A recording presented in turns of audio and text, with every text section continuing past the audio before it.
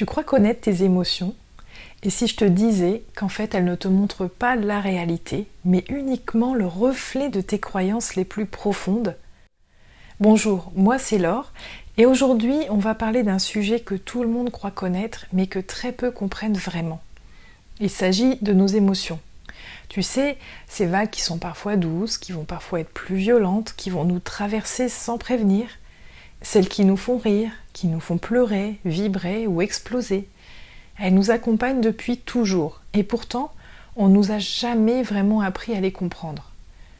On nous a juste appris à les gérer, et pour beaucoup, gérer, ça va souvent vouloir dire les refouler, les cacher, les enfouir bien profondément en nous. Mais aujourd'hui, j'aimerais t'inviter à changer complètement ton regard sur elles. Parce que les émotions ne sont pas là pour te faire souffrir, elles vont être là pour te ramener à toi, pour t'aider à mieux comprendre ce que tu crois, ce que tu portes et ce qui va te couper de ton équilibre intérieur. Alors reste bien jusqu'au bout de cette vidéo, parce que si tu arrives à intégrer ce qu'on va voir ensemble, ta manière de vivre tes émotions ne sera plus jamais la même. D'ailleurs, j'ouvre une petite parenthèse, si tu veux apprendre à travailler sur tes émotions, pour les libérer ou pour mieux les gérer, sache qu'il y a un lien dans la description sur lequel je t'invite à cliquer dès maintenant. Tu pourras télécharger le guide Les 3 piliers pour cultiver votre équilibre intérieur. Et d'ailleurs, il y a un pilier justement qui va concerner spécifiquement les émotions. Je te montre plusieurs pratiques qui sont puissantes pour mieux les gérer et te libérer de certaines émotions qui peuvent créer parfois des blocages dans ton corps, dans ta vie en général. Si on est venu sur Terre, c'est pas pour flotter dans un état de perfection immobile. C'est pour vivre une expérience sensible, pour ressentir, pour goûter la vie sous toutes les formes. Les émotions, c'est ce qui va nous relier à la matière, à notre corps, à notre humanité. Et c'est grâce à elles qu'on est pleinement incarné. Sans elles, tout serait un peu plat, comme un film sans musique ou alors comme un instrument de musique sans vibration. Les émotions, c'est la musique de l'âme à travers le corps. Mais voilà, en fait, si elles nous font nous sentir vivants, elles peuvent aussi nous bousculer. Et parfois, on va se laisser embarquer. On va se mettre à croire que ce qu'on va ressentir, ça va être la réalité. Quand on a peur, on va croire que le danger est réel. Quand on est triste, on pense que tout est perdu. Quand on est en colère, on croit que l'autre a forcément tort. Et c'est là que les émotions peuvent devenir des pièges. Parce que, aussi vraies qu'elles vont sembler être, elles ne sont pas la réalité. Elles ne sont que le reflet d'une croyance qui est inconsciente et qu'on va porter en soi. Tu as sans doute déjà vécu ça, une émotion qui est si forte qu'elle va te submerger complètement. Tu sens ton corps qui se contracte, ton souffle qui va se bloquer, ton mental qui va tourner en boucle, et c'est comme si tu étais enfermé dedans. Et à ce moment-là, tout va te sembler évident. Ta peur, elle a forcément raison, ta colère, elle est justifiée, la tristesse, elle est légitime. Mais ce que ton corps est en train de te dire à ce moment précis, c'est pas que tu es en danger, c'est que tu crois quelque chose. Tu crois que tu n'as pas de valeur, tu crois que tu n'es pas en sécurité, tu crois que tu es seul, que tu dois tout contrôler. Et cette croyance, ton corps il va la ressentir comme une vérité. Et c'est pour ça que l'émotion elle est si intense. Mais en réalité, elle est juste un reflet, un miroir que tu portes en toi. Elle va pas te dire « voilà la vérité du monde », elle va te dire « voilà la croyance que tu regardes comme une vérité ». Et ce regard un peu différent sur les émotions va pouvoir t'aider à les voir autrement. Et surtout, à les vivre autrement. Ça veut pas dire que tu ne vas plus rien ressentir du tout, ça veut simplement dire que tu ne t'identifieras plus à elles. Ce qu'il faut comprendre, c'est que les émotions, elles ne mentent jamais. Mais elles ne te parlent pas de la réalité extérieure. Elles vont te parler de ton monde intérieur. On va prendre un exemple qui est très simple, 2 personnes qui vont vivre la même situation. Par exemple, un retard à un rendez-vous. Il y en a une qui va s'énerver, mais c'est pas possible, on est en train de se foutre de moi. La deuxième, elle va sourire, elle va en profiter pour aller boire un café, tranquille. C'est le même événement, 2 vécus totalement différents. C'est pas la situation du coup qui va créer l'émotion, c'est la manière dont on va la percevoir à travers nos filtres ou alors à travers nos croyances. Et c'est là que ça va devenir passionnant. Parce qu'à chaque fois qu'une émotion t'envahit, elle va te donner en fait une clé. Ça va être la clé pour découvrir quelles croyances tu portes encore inconsciemment. Imagine un peu ton émotion comme un messager. Elle va frapper à la porte de ta conscience pour te dire « Regarde, il y a quelque chose en toi qui va te demander à être vu. » Mais souvent, au lieu de l'écouter, on va claquer la porte. On va dire « Non, non, non, non, je veux pas ressentir ça. » Alors le message, il va revenir, un peu plus fort. Et c'est pour ça que certaines émotions, elles vont revenir encore et encore. Elles sont pas là pour t'embêter, elles reviennent simplement parce que le message, en fait, il n'a pas été encore bien entendu. Et ce message, c'est pas « tu dois souffrir », c'est « il est temps maintenant de libérer cette croyance ».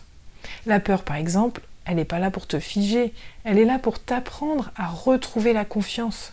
La colère, elle va t'inviter à poser les limites, à te respecter. Et la tristesse, souvent, elle va te montrer où tu te sens séparé, déconnecté, et où tu as besoin de revenir à ton cœur. Chaque émotion contient en elle une sagesse, mais pour la comprendre, il faut cesser de la juger. Il faut commencer à l'écouter. Le grand piège, c'est que parfois on s'identifie à nos émotions. On va dire « je suis en colère »,« je suis triste »,« je suis anxieuse ». Mais en fait non, on n'est pas notre émotion. On est juste celui ou celle qui la traverse et c'est une nuance qui est fondamentale. Quand tu dis « je suis en colère », tu t'enfermes dedans. Mais si tu dis « je ressens de la colère », là tu vas t'ouvrir, tu vas redevenir l'observateur, tu vas passer de « je suis la vague » à « je suis l'océan qui voit la vague ». Et là, quelque chose se détend immédiatement. Tu peux sentir l'émotion dans ton corps sans la laisser te définir. Tu peux la laisser vivre, respirer, circuler, puis repartir, parce qu'une émotion, par nature, elle est passagère. Ce qui va la rendre lourde, ça va être notre résistance, notre habitude à la retenir, à la juger, à la fuir. Mais quand tu la laisses simplement être, elle se dissout. Et à la place, quelque chose de plus profond va émerger, la clarté par exemple. Alors, comment transformer ton rapport aux émotions ? C'est pas en les contrôlant ni en les évitant, mais en apprenant à les traverser consciemment.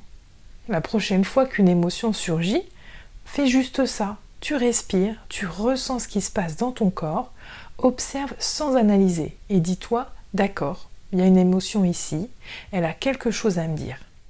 Et si tu veux aller un peu plus loin, demande-toi quelle pensée, quelle croyance pourrait créer ce ressenti. Par exemple, si tu ressens de la peur, peut-être crois-tu que tu n'es pas en sécurité. Si tu ressens de la colère, tu penses peut-être que tu n'as pas de valeur. Ou alors, si tu ressens de la tristesse, peut-être que tu crois que tu es seul. Ces croyances, une fois qu'elles sont vues, elles vont déjà perdre une grande partie de leur pouvoir. Parce que la lumière de la conscience va dissoudre ce qu'elle éclaire. Et c'est là que va commencer l'alchimie intérieure. L'émotion, au lieu d'être une tempête, elle va devenir une porte d'accès à toi-même. Tu sais, ton corps, il ment jamais.